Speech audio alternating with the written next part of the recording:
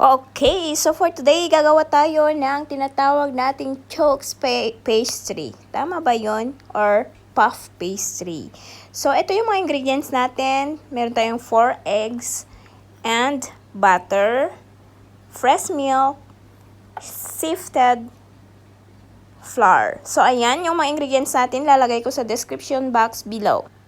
Okay, sa ating malinis na pan, ilagay na natin ang ating fresh milk. Ayan. So, of course, isabay na natin ang ating butter, unsalted butter. Yan, magsabay na yan habang kukulo o kumulo yung ating milk. Magme-melt na rin. It must be totally na melted yung ating butter. Okay? Bago tayo mag-next steps. So, ayan, i-mix lang natin yung ating butter together with the milk. Itong recipe na ito is a French recipe. Ayan, parang tinatawag nating puff, cream puff, something like that. Pero parang version niya is, hindi ko alam kung Choux ang pronunciation niyan. Okay, Choux Pastry. So, ayan, mix lang natin, guys.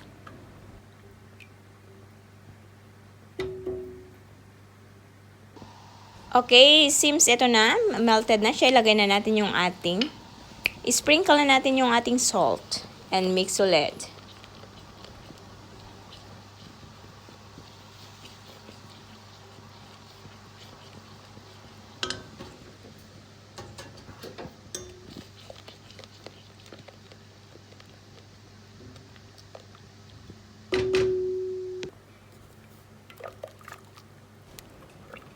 Ayan, so it's simmering na. So ilagay na natin ang ating flour. Pinatay ko muna yung flame.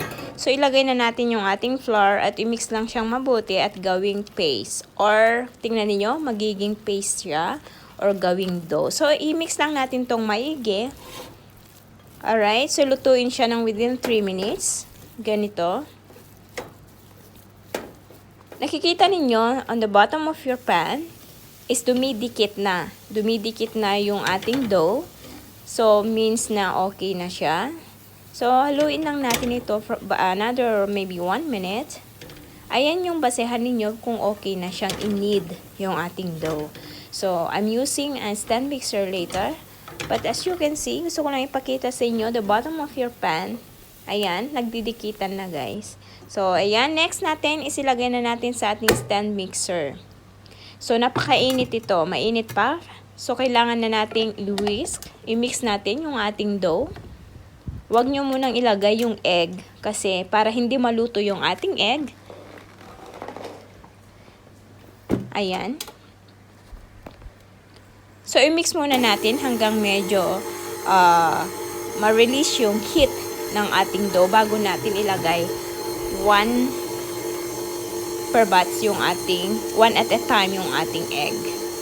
At syempre, mararamdaman naman ninyo yung bottom of your mixer na kung sobrang mainit at hindi nyo pa mahawakan, huwag nyo muna ilagay yung egg. Okay, our next is our egg. Ilagay na natin, as I've said, 1 at a time. Bali 4 eggs ang imimix natin.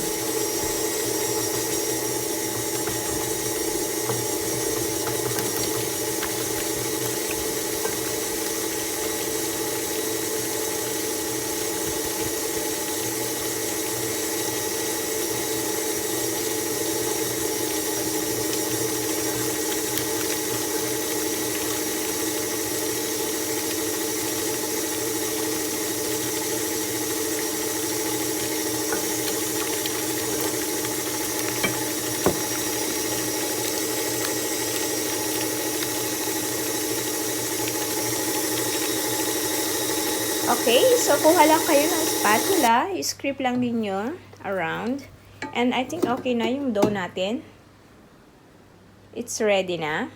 So, ang next na gagawin naman natin is ilagay na natin sa piping bag. Yan, para mas madali. Gumamit ako ng open star tips. Okay.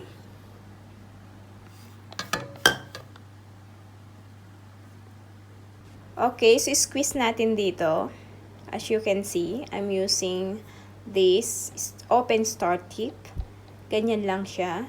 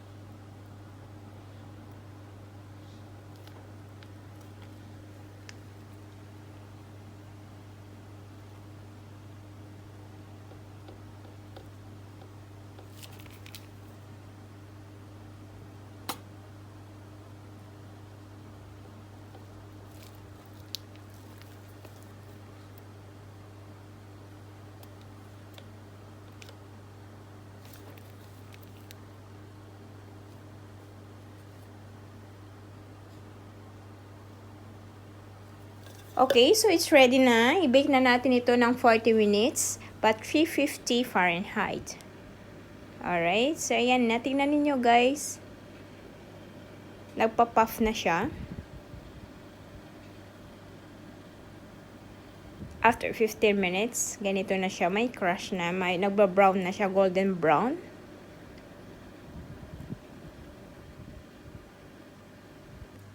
Tadan! And this is our finished product. Our Choux Pastry. Or puff pastry. So, thank you so much guys for watching. Sana hindi kayo magsasawang panoorin ang mga latest kong video. Kung hindi pa kayo nakasubscribe, please do subscribe to my channel. And don't forget to give me a thumbs up, comment, and share. And don't forget the tiny bell button. Why? Para ma-notify ka sa mga susunod ko pang mga i-upload. Thank you!